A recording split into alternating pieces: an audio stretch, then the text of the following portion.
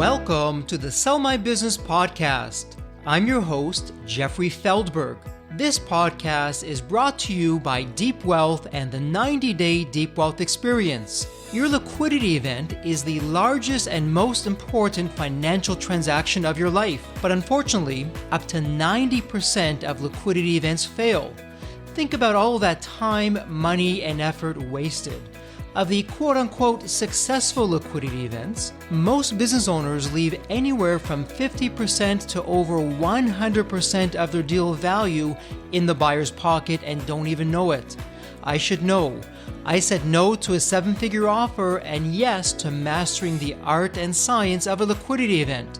2 years later, I said yes to a different buyer with a nine-figure offer. Are you thinking about an exit or liquidity event? If you believe that you either don't have the time or you'll prepare closer to your liquidity event, think again. Don't become a statistic and make the fatal mistake of believing that the skills that built your business are the same ones for your liquidity event. After all, how can you master something you've never done before? Let the 90-Day Deep Wealth Experience and our 9-step roadmap of preparation help you capture the maximum value for your liquidity event. At the end of this episode, take a moment to hear from business owners just like you who went through the Deep Wealth Experience. Welcome to the Deep Wealth Sell My Business podcast, and for this episode, we are going to do a deep dive on a question that was asked from the community. And what a terrific question it was. And the question was, why do most businesses fail? And if we're honest about it, when we think of businesses failing, typically we're thinking of startups. As we know, the failure rate for startups is very high. It could be 80-90% or more of startups failing. But oftentimes, once we have an established business, we tend to believe, hey, it's not going to be me. I'm an established business. I've been here for so many years. I'll be here for that many more years. Failure can't happen. But as I like to say, within your success are the seeds of your future failure. So let's do this deep dive of most businesses fail. Here are simple but powerful tips on how to succeed. Now, I have a bit of a rhetorical question for you, but I'm going to ask it anyways. When you think of growing the business, what thoughts come to mind? And I suspect that the thoughts that are coming to mind are really good thoughts. I'm going to increase my revenues, and I'm going to have a higher value. I'm going to get new customers. I'm thinking of a liquidity event that's going to be happening a number of years down the road, and this is going to increase my enterprise value. And on paper, it sounds terrific, but when we do a deep dive, which we're going to do right now, not so quick, there's some things that we have to be really mindful of when it comes to growth. So business failure reason number one, growing too fast while ignoring profits. Both in business and life, everything in moderation. And for me, and in the Deep Wealth 9-step roadmap, there's growth and then there's growth. There's two types of growth. One growth is growth at any cost, and the other growth is organic growth. The growth at any cost, this is what I'm going to be focusing on for business failure reason number one, growing too fast while ignoring profits. Growth at any cost is dangerous, and in fact, it's reckless. You're gambling with your business. When you're chasing after the higher valuations, when you're chasing after the growth, and oftentimes we see this when you get an infusion of capital. Perhaps you've raised capital, you've brought in some private equity, you brought in investors to take your business to the next level. Maybe you're expanding, whatever the case may be, you now have a lot of pressure to grow. And in fact, in investment circles, you'll often hear the term burn rate. What's your burn rate? How high is your burn rate? And the more money you're spending, the better off you are, right? Well, not so quick. When we're going after growth for the sake of growth, we tend to ignore, well, what's going on with the profits? Let me just pick some numbers here. You could have a company that's $100 million in revenue, and on paper, that sounds terrific. Until you look at your expenses and you see, well, oh my goodness, our expenses were $110 million. There's a $10 million loss. When you're ignoring profits, you're putting yourself in jeopardy. And that leads nicely into the second reason of why most businesses fail. Business failure reason number two is lack of focus. When you're chasing after growth for the sake of growth, you lose sight of what you're all about. You have an origin story. You started your business, you found a painful problem that you're passionate to solve, You're removing that pain for clients. Yes, you have real clients. They're paying clients. You have net profits when all is said and done. But when you go after growth for growth's sake, that's when the problems begin to happen because you're no longer focused. And here's a great example. I'm going to mention the word Yahoo. And for some listeners out there, you're saying, who? Who's Yahoo? And that's exactly the point. So we're going to date ourselves here a little bit for everyone who's nodding their head and they remember Yahoo. When the internet first came out, the search engine of choice was Yahoo. It was the first search engine that came out, and Yahoo reigned supreme. After Yahoo, you had all these other startups that were just getting going in the search engine space, and Google was one of them. Now, in the article that we wrote because of this question, when you come to the website, and I'll put a link into the show notes, we used the Wayback Machine, and we went back in time into the early days of the internet when Yahoo and Google were getting going. Now, at this point in time, Yahoo was all about the growth. And back in the day, it was all about the clicks per lead, how many eyeballs you had on that website. And Yahoo was trying to get as much revenue as possible, growth for growth's sake, because they were charging via an advertising business model that they had. And they really put aside what they were all about in the first place. I mean, search engines, particularly Yahoo, when they first came out was, let's organize the internet in a way that makes it easy for you. You can type in some keywords, you can type in your question, and we'll get you sites that are appropriate. And I really encourage you to come to our article on the website. You'll take a look at the two pictures of Yahoo versus Google side by side. And when you look at the homepage for Yahoo, it gives you a headache. You have all kinds of links and all these ads are all over the place. It's disorienting. And looking back at it now, of course, hindsight being 2020, we see what was going on, but Yahoo got caught up in growth. And now let's look at Google. And we chose March 1st, 2000. So the internet had come out maybe 5 to 7 years earlier for the mainstream. It was just starting to pick up speed in 2000.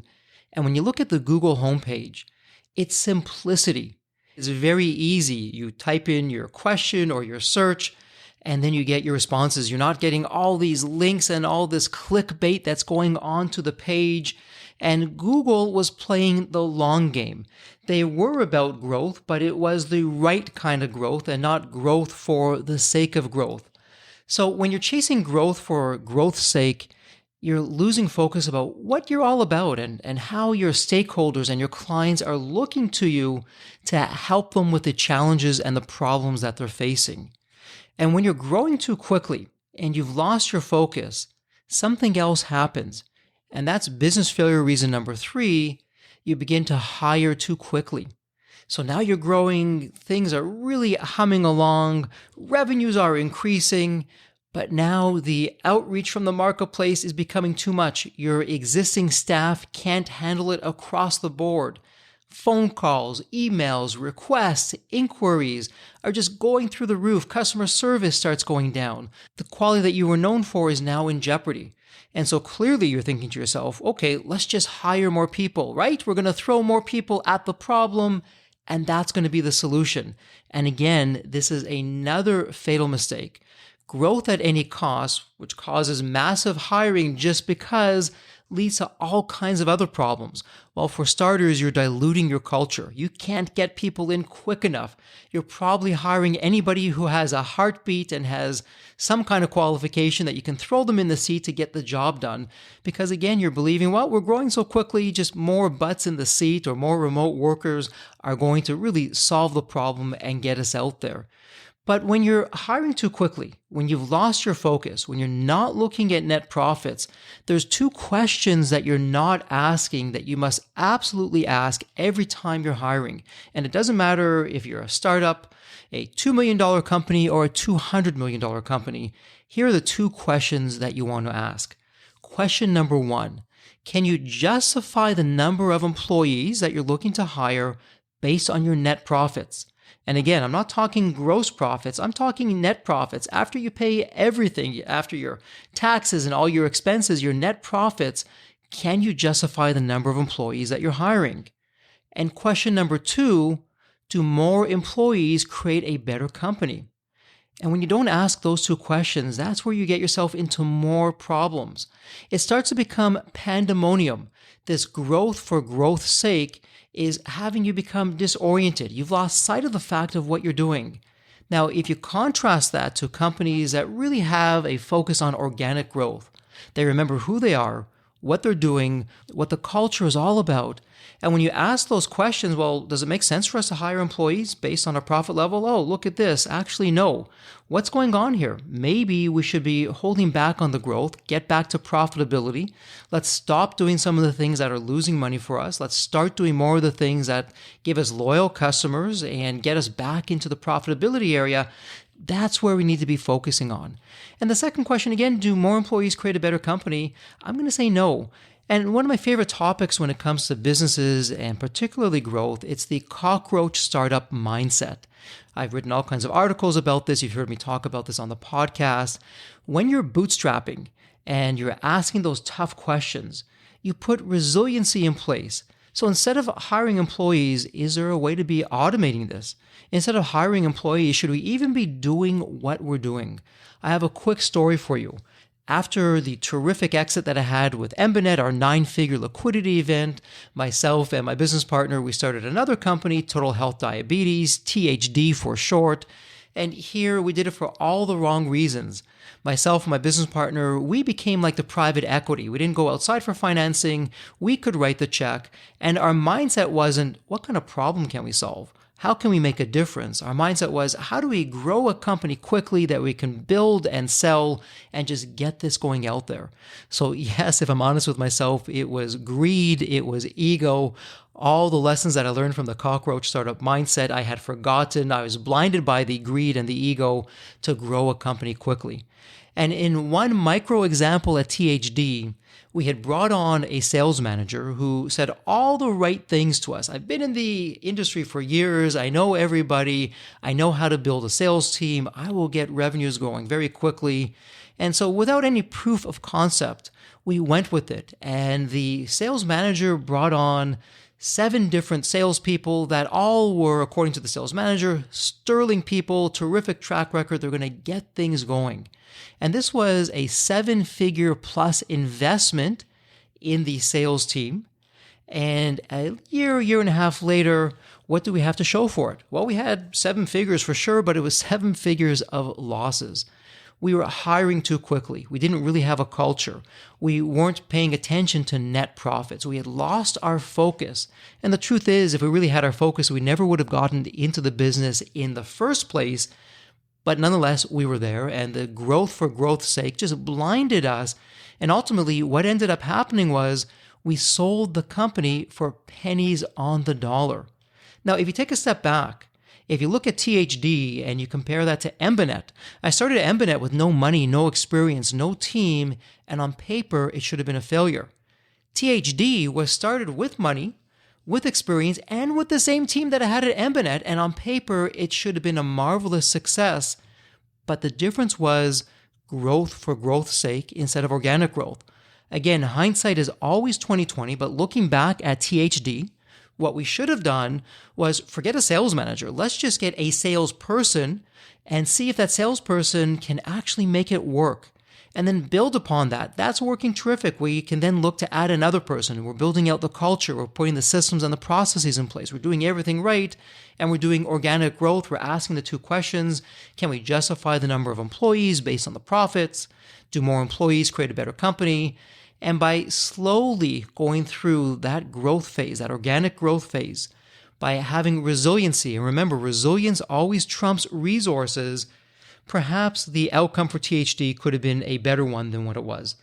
And so business failure reason number 3, hiring too fast is not where you want to be, but it also ties nicely into business failure reason number 4, and that's believing that management is the same as leadership. Now, when I was talking about THD, and I mentioned the sales manager, I didn't say sales leader, and that was very specific. It was a sales manager. And what I'm about to say when it comes to leadership versus managers is not to paint managers in a negative light, but there is a difference between leaders and managers, and it's important that you know them. There's 6 specific differences between leaders and managers. And actually, we wrote a whole article about this. I'll put the link to the article in the show notes so that you can take a look and read that. Because believing that management is the same as leadership, that's a recipe for failure. It's a recipe for disaster. So leaders will play to their strengths. Managers are copycats. For managers are really doing, okay, what is everyone else doing? How do I just make this thing work? I'm not really looking at the big picture. Leaders will play to their strengths. What am I strong at? What am I not strong at? Okay, I'm going to ignore what I'm not strong at. I'm going to put people in place to overcome where I'm weak so I can focus on my strengths. Leaders will go on to create raving fans from team members, whereas managers will view employees as employees. There's a big difference here. If you're viewing an employee as an employee, like a manager does, you're not going to get the best motivation out of them. You're going to be looking at that employee in terms of their strengths, but also in terms of their weaknesses, and you're going to be applying both of them to that. For a leader to create a raving fan from a team member, and you'll notice I'm not even using the word employee, because leaders look at employees really as team members or part of the team. What you're doing is you're focusing on those team members on, okay, what are your strengths? How do you fit into this team? What can that look like? Let's not focus on what you're not good at. Let's focus on what you are good at. And leaders will go on to create a team-based environment. It's the team that wins, not a single individual effort. Managers tend to focus more on the individual efforts with the goals and what needs to happen. Leaders will focus on the team and building successful teams. The third difference is that leaders will create a powerful narrative for a vision, whereas managers simply create goals. Now, part of the vision for a leader is teamwork. And again, it goes back to one of my famous sayings, when the team works, you better believe it, the dream also works. And it's all about the team. Now, the narrative, this is what moves the dial. Let's take a quick step aside here for just a moment. In the Deep Wealth 9-step roadmap of preparation, the narrative is everything. The narrative, in fact, goes through all of the 9 steps. I'm just going to pull a few of the steps out as an example. When you're figuring out what your X factors are, what problems that you solve, is all about the narrative. When you're speaking to your future buyer, when you figure out the art and the science of thinking and talking like a buyer, again, it all goes back to the narrative. When you're looking at your advisory team, who are you going to hire? How do you get them on board? And when you're looking at creating a winning mindset, again, it all goes back to the narrative. And when you're looking at the timing and execution, this is step number 7 in the 9-step roadmap. What do you say to who, to how, and to when? Once again, it all goes back to the narrative. Because let's face it, as people, we are moved by stories. Tell me all kinds of facts and figures. Give me the reasons. You know what? Maybe I'll remember them. I'm probably not. But tell me in a story, the facts, the data, the numbers, the reasons. Not only will I remember that story, I'll be motivated by that story when I know why I'm doing it, and how I'm doing that through the narrative that you've created. Now you've got me motivated. Now I'm going to be dreaming about how I'm going to have that vision happen. I'm going to be going to sleep with that. I'm going to be waking up with that. It all bleeds into the culture in a very positive way. And that's why the narrative is so important. So leaders create a powerful narrative. Managers are just ho-hum with the goals. Okay, Jeffrey, here's the goal. You got to meet it. Here's the key performance indicator. You better meet this or you're going to lose your job. Is that motivational? Well, it's creating a negative motivation where I'm going to do it for the wrong reasons. Whereas when I understand the narrative, when there's a powerful vision, when I feel good about that, I'm doing that all for the right reasons. When you look at the fourth difference between leaders and managers, and this is a big one, because leaders play to their strengths, and because leaders have a raving fans as team members, and because leaders have all teamwork that's going behind that, leaders look for A players. A players that are smarter than the leaders, A players that are better than the leaders, because from those A players, the leaders know that they will have a successor for themselves. And from those A players, they know that the team will just be a better team. Managers, on the other hand, not all managers, but many managers are threatened by A players because a manager doesn't want people who are going to be smarter and better. Managers feel threatened that they're going to lose their job if they bring on board people that are smarter and better. So when you bring on a manager, typically you're now looking to hire B players and C players. And if you want to take a thriving and rich culture and just throw it out the window, bring on B and C players and just keep them there. You will lose all the A players. A players, it's just human nature. We want to be on a winning team. And when we see that the manager doesn't really care about that, it's just all about the individual goals and just getting things done because that's just what has to be done. And it's not about improving and it's just about keeping people in the seat. That's where we lose the battle and the A players start to leave in droves. And then the fifth difference between leaders and managers. Leaders view themselves as agents of change for a better tomorrow. Managers follow that old saying, if it ain't broke, don't fix it. And I want you to think about that for just a moment. Being an agent of change versus keeping the status quo. As a business owner, if you know anything about business, you know that for a successful business, you're only as good as what you've done today and what you'll do tomorrow for your clientele. Yesterday, you may have been a hero, but for your clients, new problems come up. New situations arise. There's always new competitors who are nipping at your heels. Now, of course, in step number 2 of the 9-step roadmap, X factors, you're thinking about blue oceans that you're going to be into instead of the red oceans. But nonetheless, when you're keeping the status quo, you're not really looking at that. It's simply, okay, how do I just meet this goal? Keep the status quo. If it ain't broke, don't fix it. That's where you run into problems. The marketplace will pass you by. Your clients will turn to your competitors who have a better answer, who come up with a new solution, who have created a market disruption. And again, you've relied on your success. And remember what I said earlier, that the seeds of failure, the seeds of your future failure are in your current success. When you keep the status quo, that's what's going to happen. And that's why it's so important to have leaders who view themselves as agents of change and not just, hey, if it ain't broke, let's just leave it alone. Let's not fix it. And then the sixth difference between leaders and managers, and you probably guessed this one already. Leaders play the long game to do whatever it takes to achieve their vision. Managers are all about the short term. Leaders are not looking for recognition and rewards. They know that achieving the vision, that's the reward in and of itself. Here's a rhetorical question for you. Any guess as to what motivates managers? Well, if you said recognition and rewards, you're absolutely right. And recognition and rewards, those are short-term kinds of things. When it comes to achieving the vision, that's really where you want to be. And what's implicit? It's understood, it's not even said, but leaders get this. When it comes to playing the long game and to achieve the vision, it's assumed that there's going to be risk that's taken and there's going to be failures. Now, leaders aren't going to be gambling with the business and taking all these crazy risks that can put you out of business, but they do know that along the way there's going to be failure. And from that failure, there's going to be lessons learned. You'll learn from that, you'll apply it, you'll move forward quickly and apply the next iteration of changes to see what works, to see what doesn't work, and you keep on going. Managers, if it ain't broke, don't fix it. They don't want to touch failure. They want to avoid that at all costs. But nothing ventured, nothing gained. And if you think about it, when you started your business, you took risk. You did things that weren't proven. You did things that weren't tried before. And yes, there were times that you failed, but you picked yourself back up and you made it a success. And that's what it's all about. And that's when you play the long game. And when you have a vision and you're okay to take calculated risk along the way, that's where things start to happen. So business failure reason number 4 is believing that management is the same as leadership. It really isn't. Always focus on having leaders. And by the way, one of the things that really is an important takeaway from this, leadership is not a title. Whether it's a frontline employee all the way up to yourself or the CEO, leadership must be assumed for everyone. It's not in the title, it's in the action. And one of the things that you can do, and this is where a thriving and rich culture comes from, you be the change that you want to see in your entire team.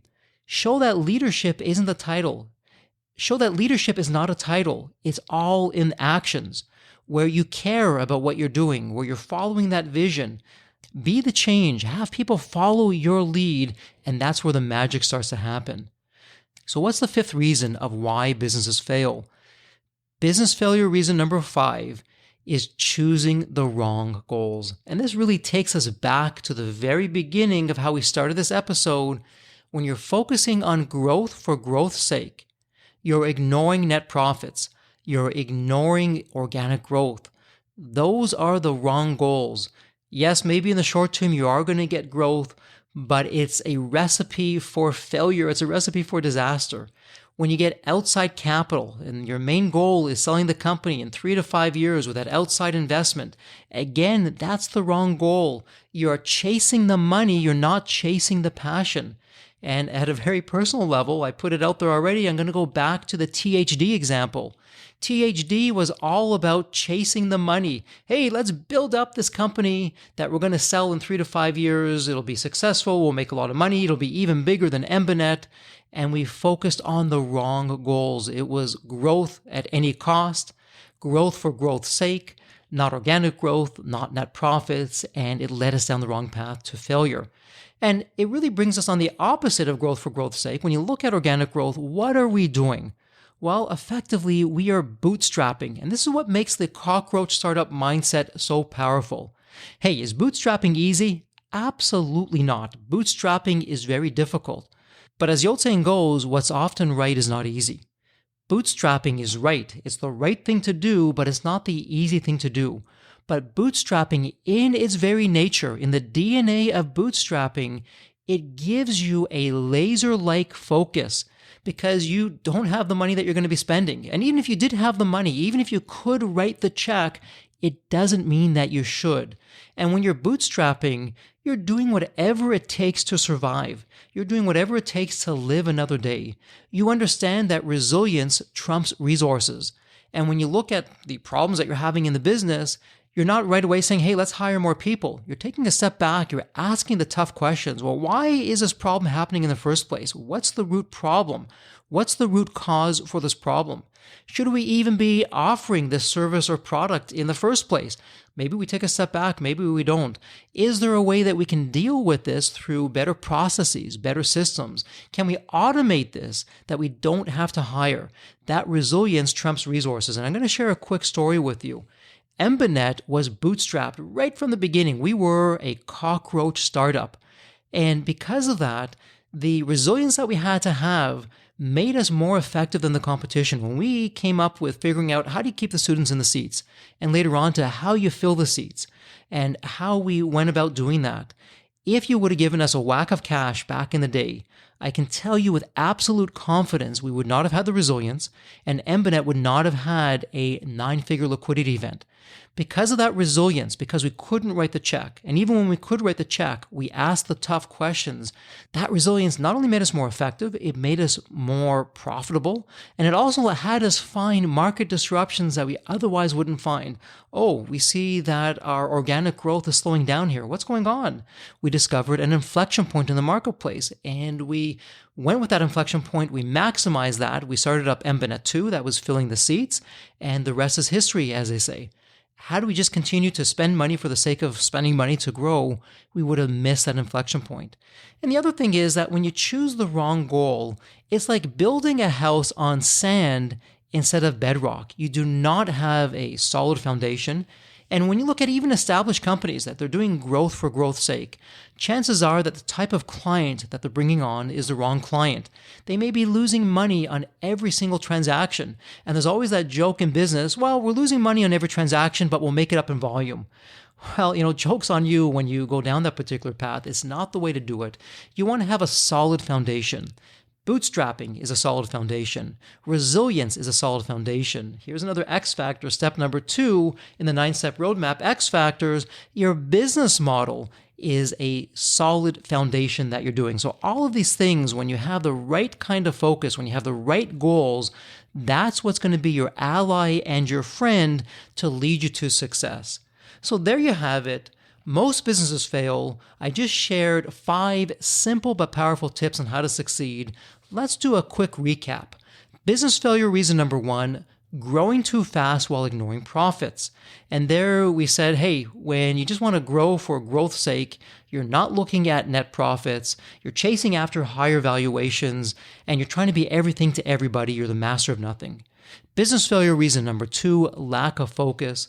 When you're chasing growth for growth's sake, you lose sight of what you're all about. And there I spoke about the Yahoo versus Google search engine competition of what happened. And again, obviously, hindsight being 2020, Yahoo is all about growth and revenues for growth's sake. Google played the long game. When you're focusing on the net profits, that's when you're doing all the right things. And that's also when you're doing what's best for the client. Business failure reason number 3, hiring too fast. When you're growing too quickly, you find yourself in the unfortunate position where you just can't deal with all the demands that are coming in on the business, and a fatal mistake is made of, hey, let's just hire more people. People are the solution to the problem, where really you're not going to the root cause. Hiring is more of a symptom than solving the actual root cause, and you're just growing too quickly. Business failure reason number 4, believing that management is the same as leadership, and there are 6 major differences between leaders and managers. It's all about mindset and the strategy that leaders follow and what managers are not following. So you always want to look for leaders in the business, and you also know that leadership is not a title. It's what you do in your actions, and everyone on the team is exhibiting leadership types of behavior. And then finally, business failure reason number 5, you're choosing the wrong goal because you're focusing on growth at any cost. Your focus should have been on net profits and organic growth. And again, you're focusing on the wrong goal of, hey, let's just sell this company in 3 to 5 years. Let's build it up as quickly as we can. That you lose your laser-like focus that you only get from bootstrapping, from resiliency, and choosing the right goals that have you build your business on bedrock. So there you have it. Most businesses fail. We just learned 5 simple but powerful tips on how to succeed. And hey, I have a question for you. Did you like this episode? Did you find value from this episode? I'd like you to do 2 things for me. Number 1, please go to your favorite podcast channel and give us a review. A 5-star review would be incredible. Your reviews help get us out there in terms of letting other business owners knowing that they're not alone in their journey, that they have a community that they can rely on that will make a difference for them vis-a-vis the deep wealth community. And the second thing I'd like you to do is, if you found value from this, why not become part of our 90-day deep wealth experience? You'll immerse yourself in mastering the 9-step roadmap of preparation. This is the same roadmap that I created for our 9-figure liquidity event. And at the same time, you'll have a mastermind group of other successful business owners, and you'll have a success coach to help you along the way. You do all of this in 90 days, you're forever the better for it, because what you'll learn is that the 9-step roadmap of preparation are also the same strategies used for growth. So you tell me, you create a thriving and profitable business that you keep forever, or you sell it tomorrow. The point is you have a choice, and both are terrific choices. So as we begin to wrap up this episode, right at the very end, stick around because you'll hear from other business owners that went through the deep wealth experience and how it made a difference for them. And at this point, I want to give you a heartfelt thank you for taking time out of your day and spending it with us here on the Deep Wealth Sell My Business podcast. And as always, please stay healthy and safe. The Deep Wealth experience was definitely a game changer for me. This course is one of the best investments you will ever make, because you will get an ROI of 100 times that. Anybody who doesn't go through it will lose millions. If you don't have time for this program, you'll never have time for a successful liquidity. I mean, it was the best value of any business course I've ever taken. The money was very well spent. Compared to when we first began, today I feel better prepared, but in some respects, maybe less prepared, not because of the course, but because the course brought to light so many things that I thought we were on top of that we need to fix. I 100% believe there's never a great time for a business owner to allocate extra hours into his or her week or day. So it's an investment that will yield results today. I thought I will reap the benefit of this program in 3 to 5 years down the road. But as soon as I stepped forward into the program, my mind changed immediately. There was so much value in the experience that the time I invested paid back so much for the energy that was expended. The Deep Wealth experience compared to other programs is the top. What we learned is very practical. sometimes you learn stuff that it's great to learn, but you never use it. The stuff we learn from deep wealth experience, I believe it's going to benefit us both. I've done an executive MBA. I've worked for billion-dollar companies before. I've worked for smaller companies before I started my business. I've been running my business successfully now for getting close to a decade. We're on a growth trajectory. Reflecting back on the deep wealth, I knew less than 10% what I know now. Maybe close to 1% even. Hands down, the best program in which I've ever participated. And we've done a lot of different things over the years. We've been in other mastermind groups, gone to many seminars, workshops, conferences, retreats, read books. This was so different. I haven't had an experience that's anything close to this in all the years that we've been at this. It's 5-star, A+.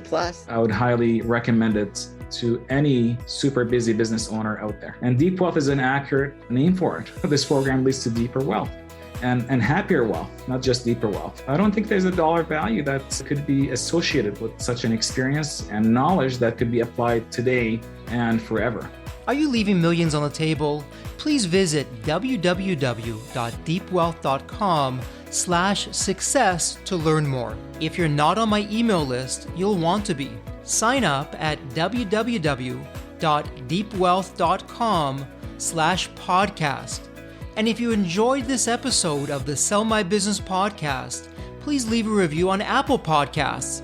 Reviews help me reach new listeners, grow the show, and continue to create content that you'll enjoy. As we close out this episode, a heartfelt thank you for your time, and as always, please stay healthy and safe.